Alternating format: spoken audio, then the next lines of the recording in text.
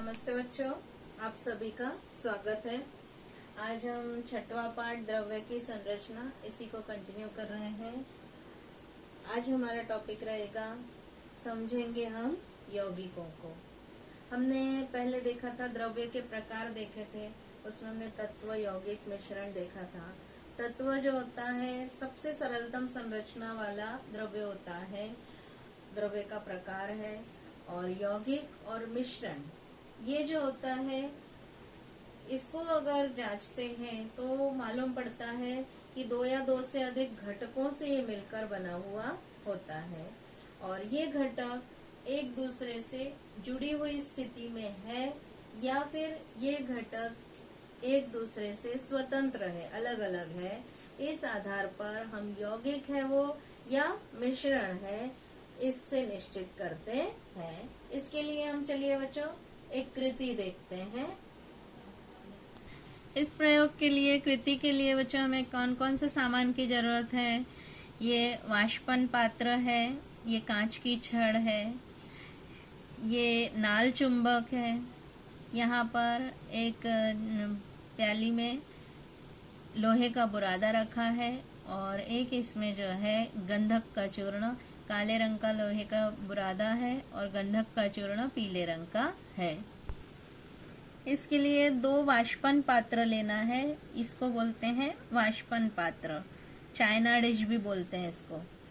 और दो वाष्पन पात्र लेकर एक पात्र में जो है 7 ग्राम लोहे का बुरादा लिया है और दूसरे पात्र में 4 ग्राम गंधक का चूर्ण लिया है।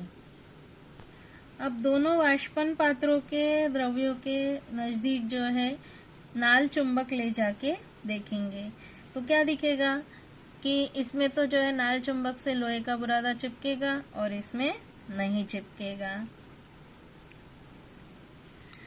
अब पहले वाष्पन पात्र का जो चूर्ण है वो दूसरे में डाल देंगे और दोनों को जो है कांच की छड़ से हिला देंगे।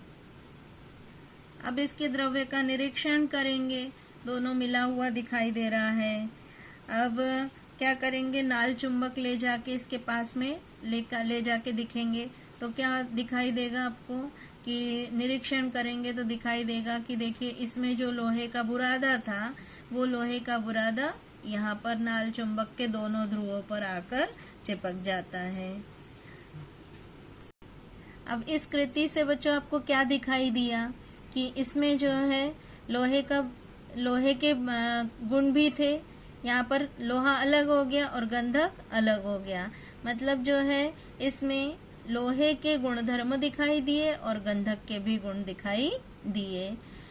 तो यहाँ पर जो है ये क्या हो गया, मिश्रण था, इसलिए जो है मिश्रण में दोनों ही घटकों के गुणधर्म कायम रहते हैं और ये दोनों लोहा और गंधक दोनों स्वतंत्र स्थिति में थे, इसीलिए लोहे के बुरादा और गंधक जो है अलग अलग गुणधर्म दिखाई देंगे। अब इसी मिश्रण को क्या करेंगे बच्चों, गरम कर लेंगे थोड़ा। अब इस मिश्रण को गरम कर लिया तो गरम करने पर थोड़ी देर बाद इसका परिणाम देखेंगे तो क्या दिखेगा कि इसका जो पीला रंग था वो गायब हो जाता है और फिर यहाँ पर जो है काले रंग का पदार्थ बचता है। अब इसमें फिर से जो है नाल चुंबक इसके पास में लेके गए और नाल चुंबक ले जाकर देखा तो जो है क्या दिखाई दिया कि इसमें अब लोहे के कण चिपकते नहीं हैं। इसका अर्थ क्या हुआ कि इसमें ना तो अब लोहे के गुण रह गए हैं ना ही गंधक के गुण रह गए हैं।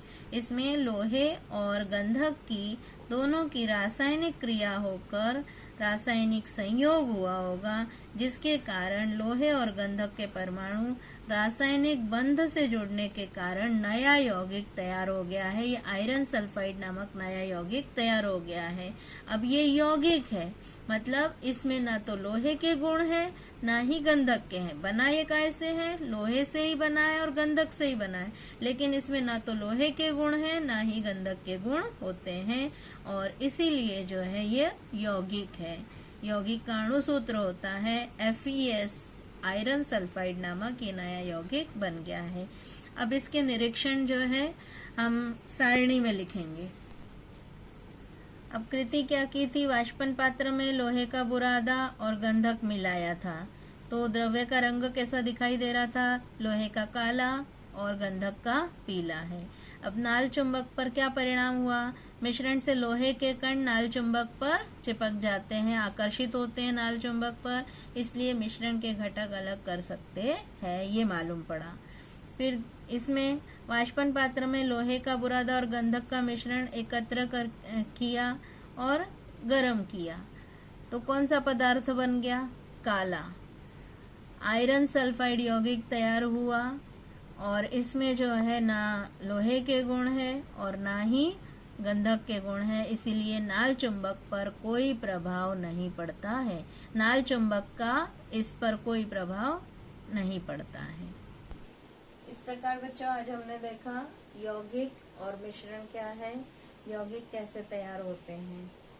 आज इतना ही पढ़ेंगे। धन्यवाद।